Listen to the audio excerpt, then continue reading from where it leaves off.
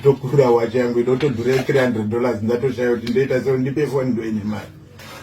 So wakapedza 1000 more than 1000 in 2 days. Because what was from profit in it, I don't put 1000. 2 days later, wakutotaka mari pekukisha usina 1000 yangeenda 1000. Ndosa ndotaura kuti ma 1000 iwe wati Inzwayiyo mukwese nastere.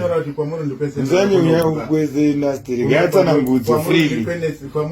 Gatsana ngudzi freely. Gatsana ngudzi ndigone yatsonotsanangura. Ava ndikutaura hangu naona kuti vanondudza zvakanaka. Nzomukwese nastere. Gaya freely. Nditi bvurubvuru ndinonyarara. Eshe ndokusiya motaura mega. Iraiti yangu. Ndimburisa kai. Nditantaura ndakumbanya idzi ndazokuza. Aiwa indatokuda asi chef hangu awandanyingwa kabrief. Achivapa no problem. Saka ndadaro mana ndati kwamutare. Kwamutare paboys aiba ndati kwamutare. Trust just walking kwakuri ngotoka dai umbo ndakatofamba mahuswa kwautowanda mahuswa. Nondansingaziye boda ndisandakambopinda boda. Ndakrosa usiku pesa nemahuswa. Ndozonda nditsvage wangu pesa.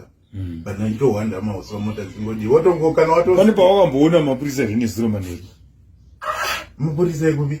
Police kana mota dzinenza wakafungidzira ndezvo. Mota dango hot but there is not pamwe ndedze. Dzawakafungidzira ndezvo polisi wakadziona pa.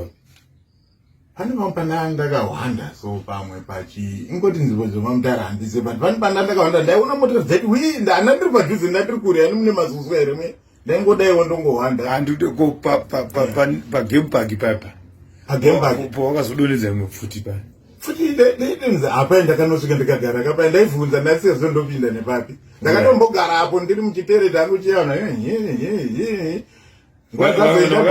ndionani hawo mwana wepaka ndi pane pagere yakanga yakatoda ikafutidza itonzi ndichitonzwa wangu kuti uri mutereri aiwa ndazokufamba bosi ndakaudza mufana wandakaudza ngaripo uchida sadza ndakuda sadza manje